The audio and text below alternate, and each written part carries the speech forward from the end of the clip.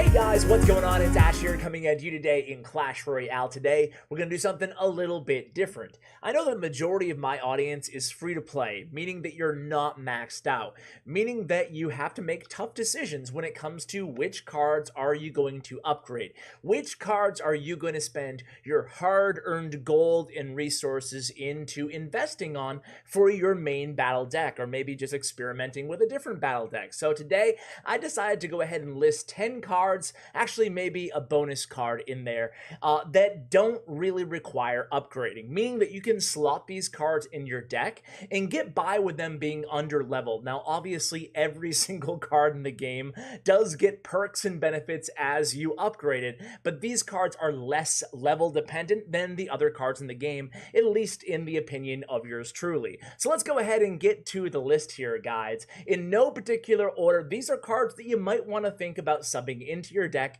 if you're struggling facing over-leveled players. Let's start out with guards. I think that guards are actually a really great card. They were overshadowed a little bit by the Royal Recruits upon their introduction to the game, but guards are still really solid, and no matter the level, they're not going to die to any spells because of their shield. And because of being a relatively cheap card at 3 elixir and having that unique shield ability, I think they're a great epic card to include in your deck regardless of the level, even if it's lagging behind the rest of your cards a little bit. So that's why guards makes this list as number 1 of the less level dependent cards in the game. Number 2 is going to be bats. Now, bats is an interesting one, but because bats basically die to zap no matter what, it's safe to assume you can include them in any deck, and they're still going to provide a decent source of DPS and cycle ability or cycleability in your deck. Bats are a great option. The HP of the bats really never is a huge factor. They're going to die to everything, even a golem death damage. So including bats is a great choice when they're under leveled and you're looking to round out your deck with a cycle card or just an added DPS boost.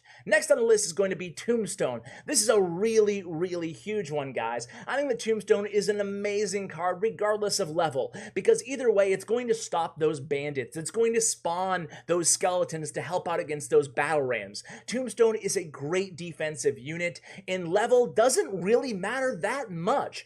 Either way, your opponent's going to have a tricky time navigating around it. Even if they have like a giant or a tank, those skeletons are still going to provide a decent source of DPS, and they're still going to spawn regardless of level. Next on the list is going to be Tornado. Tornado is probably the least level dependent card that has the highest utility and effectiveness in the arena out of any card in the game. Tornado is a card that does a little bit of damage. It's going to kill those skeletons and those bats and those really squishy low HP units, but it's still going to activate that King Tower regardless of level. It's going to have the same strength on its pull, so I'd really advise you guys to use Tornado or get acquainted with the Tornado spell, especially if you don't have it leveled up and you're looking for a good spell to round out your deck. It synergizes with pretty much every range splash unit in the game.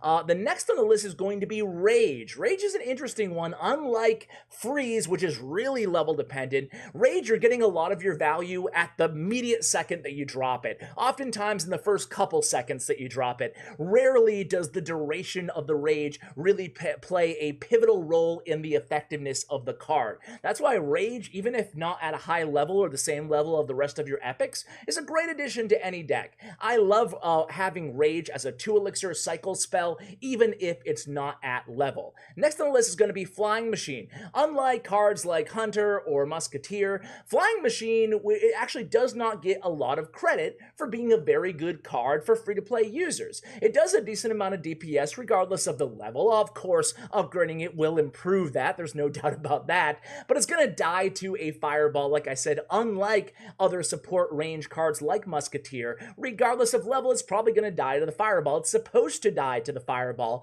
and kind of like Magic Archer, it gives it kind of a weird strength, even though that's not meant to be a strength, meaning that you can get by with it and not get frustrated if it's dying to that poison or fireball, regardless of level. Next on the list is going to be Skarmy. Skarmy's another really big one, guys. guys. Skarmy is a card that even if it's level 1, which isn't ideal, it's still going to be able to kill those tanks, it's still going to be able to get value, and it's still going to be able to get zapped away, or basically any spell will take care of it regardless of the level. So Skeleton Army Skarmy is a great card to include in your deck, even if it's not up to the level of your other cards.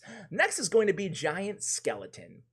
Giant Skeleton is a great card. I mean, it's always been off meta, but it's always had a very soft spot, a very important part in my heart, I should say. It's a great card, and that death damage of the bomb of the Giant Skeleton is going to be incredibly effective, really regardless of level, guys. It's going to do a ton of damage, and your opponent is going to have to kite, distract, and take care of your Giant Skeleton, whether it's level 1 or level 8. Of course, again, with all these cards, you can still upgrade to get extra damage and extra bonus, but the theme of the card remains the same regardless of level. Moving on to our final cards here, guys. Skeletons, the 1 elixir skeletons. You can kind of see this one coming by the Tombstone and by the Skarmy. Skeleton level doesn't really matter that much. Of course, the added DPS is nice when you upgrade them, but either way, for 1 elixir, you're going to be able to cycle, you're going to be able to do a decent amount of DPS to tanky units or non-splash units,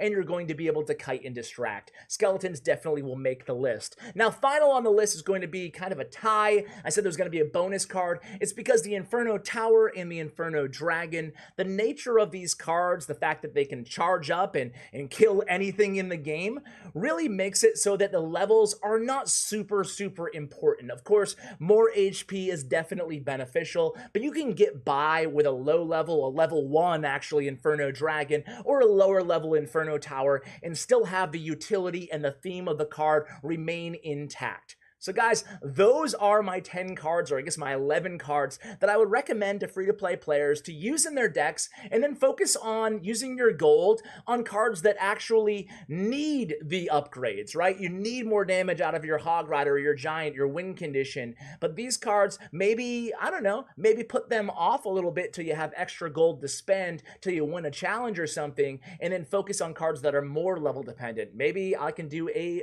best card to upgrade, or the cards where you get the best bang for your buck depending on level upgrades in the future. Let me know if you want to see a video like that in the comments below, guys. Thank you so much for watching and for supporting the channel. It really means the world to me, truthfully, guys.